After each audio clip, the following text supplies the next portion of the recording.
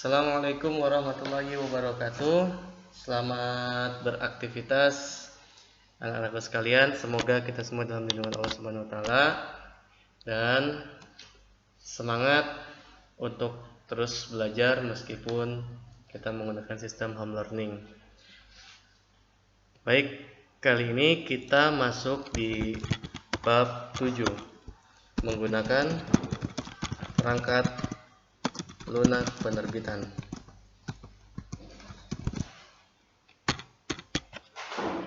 Mengawali pertemuan kali ini, pernah nggak sih kalian melihat seperti kartu nama, kartu undangan, kartu ucapan, ataupun amplop lebaran yang biasa kalian temui? Nah, itu mampu kalian buat dengan menggunakan perangkat lunak penerbitan. Perangkat lunak penerbitan ini apa sih namanya? Nah, perangkat lunak penerbitan ini bernama lunak penerbitan ini bernama Microsoft Publisher atau biasa disebut atau disingkat dengan MS Publisher.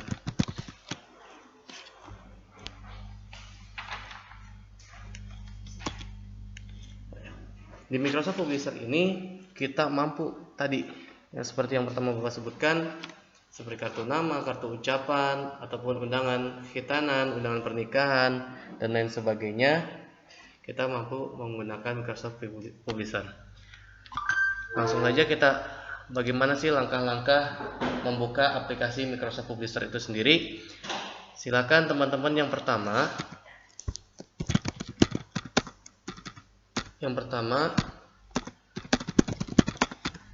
silakan klik tombol start. Kemudian yang kedua, ketikkan kata kunci Publisher untuk menemukan aplikasi Microsoft Publisher itu sendiri. Yang ketiga, silakan klik icon Microsoft Publisher. Kita ulangi, klik tombol start, kemudian ketikkan kata kunci Publisher, lalu klik icon ataupun nama aplikasi Microsoft Publisher atau perangkat lunak penerbitan itu sendiri. Klik, tunggu sebentar sampai proses pembukaan aplikasi itu selesai. Baik, nah ini adalah tampilan pertama saat kalian membuka aplikasi Microsoft Publisher itu sendiri. Di sini banyak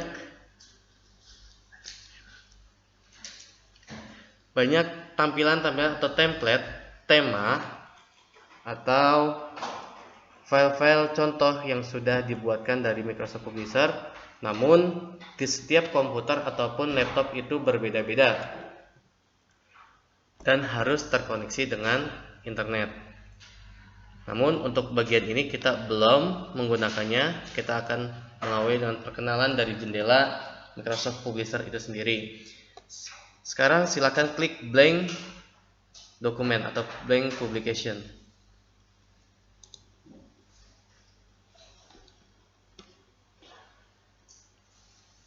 Nah, di bagian blank publication ini adalah tampilan jendela dari Microsoft Publisher.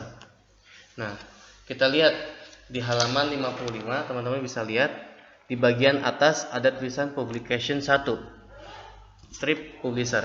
Itu adalah jendela title bar yang berfungsi atau yang digunakan untuk menampilkan nama program atau nama file yang sedang kita kerjakan atau yang sedang kita buka saat ini. Lalu bagaimana Pak merubahnya atau merubah namanya menjadi sesuai nama keinginan kita? Seperti biasa pada saat kalian menyimpan file Paint atau file hasil gambar kalian yang sudah kalian kerjakan dengan cara klik file, kemudian kamu cari save as, kemudian klik browse. Tunggu sampai tampilan kotak penyimpanan itu muncul. Nah, ketika sudah muncul kotak penyimpanannya, teman-teman silakan ganti atau menghapus tulisan publication 1 di bagian file name menjadi sesuai dengan yang kalian inginkan. Karena ini latihan pertama, kita tulis latihan Microsoft Publisher. Kemudian setelah ditulis nama filenya, klik save atau simpan. Nah, maka di bagian atas pun, di bagian title bar, itu pun berubah sesuai dengan nama yang kita simpan. Sesuai fungsinya tadi, title bar itu berfungsi sebagai menampilkan nama program dan file yang sedang kita kerjakan atau yang sedang kita buka. Yang selanjutnya ada ribbon. Ribbon itu adalah kumpulan daripada menu-menu yang ada di Microsoft Publisher. Yang mana sih Pak? Yang ada di bagian file ataupun home, insert, tag design, my links, review, dan view. Adapun nanti tambahannya pada saat kita melakukan proses pembuatan contoh daripada misalkan membuat kartu nama, nanti akan muncul seperti format, tools, table, arrange, windows, dan help pada bagian ribbon itu sendiri. Kemudian di sebelah kiri ada pack navigation. Nah, pack navigation ini di sebelah kiri nih, bagian text, tulisan teks warna hijau.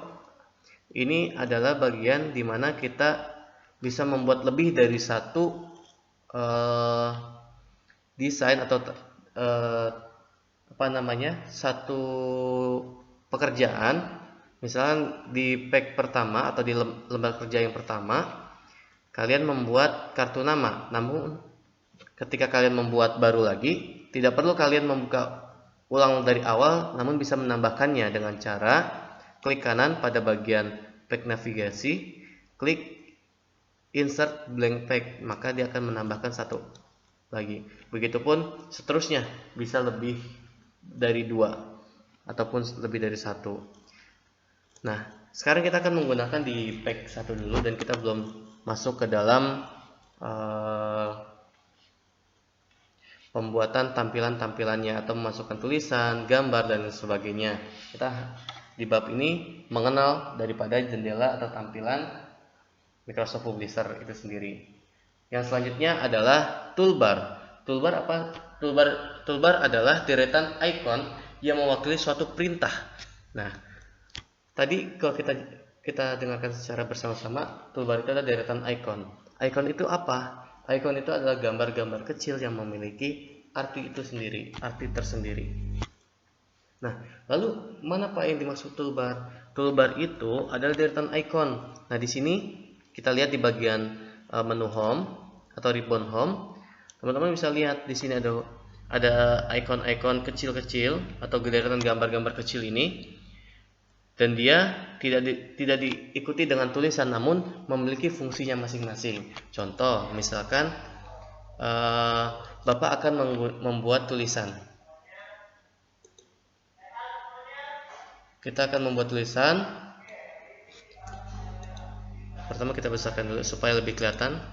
Kita tulis misalnya Yayasan Wakaf Pesantren Al-Manar. Nah, kita akan menggunakan contoh 3 icon yang ada di bagian sebelah kiri, di bagian font ini. Ada font kan untuk merubah tulisannya atau membuat tulisannya lebih berbeda dari tulisan yang sebelumnya. Nah, ini kita blok terlebih dahulu. Blok, klik tahan, tarik seperti ini. Karena kita akan menggunakan icon atau yang tadi dimaksud dengan gambar-gambar kecil yang memiliki arti atau fungsi tersendiri. Kita lihat di bagian bawah font ada huruf B. Huruf B ini mengartikan bold atau berfungsi untuk menebalkan huruf atau tulisan yang sedang kita buat. Contoh misalnya kita klik bold. Nah, maka dia akan menjadi tebal tulisannya. Kelihatan kan perbedaannya? Nah, setelah bold di sebelahnya ada huruf I dengan bentuknya miring ke sebelah kanan. Nah, I ini mengartikan italik atau berfungsi sebagai memiringkan tulisan yang kita buat. Kita tes, kelihatan perubahannya dari tulisannya tegak menjadi miring. Kemudian di sini ada U dengan garis bawah di bawah huruf U-nya yang mengartikan underline, yang berfungsi untuk memberikan garis bawah pada tulisan yang kita buat. Begitupun icon-icon lainnya yang banyak di dalam toolbar atau deretan icon yang ada di Microsoft Publisher itu sendiri dan memiliki arti-arti sendiri atau fungsi-fungsinya masing-masing. Nah, sampai di sini kita lanjut. Di bagian bawah ada yang namanya scroll bar. Scroll bar itu fungsinya untuk menggulung, baik menggulung tampilan layar baik ke kanan, ke kiri ataupun ke atas dan ke bawah. Nah, scroll bar yang ada di bawah bernama scroll bar horizontal. Dia fungsinya menggulung kertas ke kiri dan ke kanan. Ya, ataupun yang ada di sebelah kanan layar yang bernama scroll bar vertikal itu digunakan untuk menggulung kertas ke atas dan ke bawah. Selanjutnya ada zoom slider. Ada di mana Pak zoom slider? Ada di pojok kanan bawah. Dia ditandai dengan tanda tambah dan tanda minus. Tanda tambah ini berfungsi yang bernama zoom in, berfungsi untuk menzoom atau memperbesar tampilan layarnya yang sedang kita kerjakan, ataupun zoom out yang digambarkan di sini dengan tanda strip atau minus yang berfungsi untuk zoom, memperkecil tampilan layar yang kita sedang kerjakan. Contoh, kita zoom in, dia akan memperbesar tampilan layar atau yang sedang kita kerjakan, lembar kerja yang sedang kita kerjakan. Kemudian zoom out, memperkecil tampilan kerja yang sedang kita kerjakan, tampilan layar yang sedang kita kerjakan. Baik, sampai di sini kita cukupkan dan sampai bertemu di pertemuan selanjutnya. Insya Allah, setelah kalian menonton video ini, silakan kalian teman-teman bisa lihat di bagian deskripsi video ini. Di situ ada link, silakan klik untuk mengerjakan soal daripada soal latihan pertemuan saat ini. Ya, teman-teman silakan klik linknya, kemudian klik tombol subscribe juga dan like loncengnya supaya di pertemuan selanjutnya teman-teman mengetahui ada pembaruan video dari materi teknologi informasi dan komunikasi yang Bapak akan share berikutnya. Semoga bermanfaat. Jangan lupa dipraktikkan lagi, diingat lagi, dipahami, dan selamat beraktivitas kembali.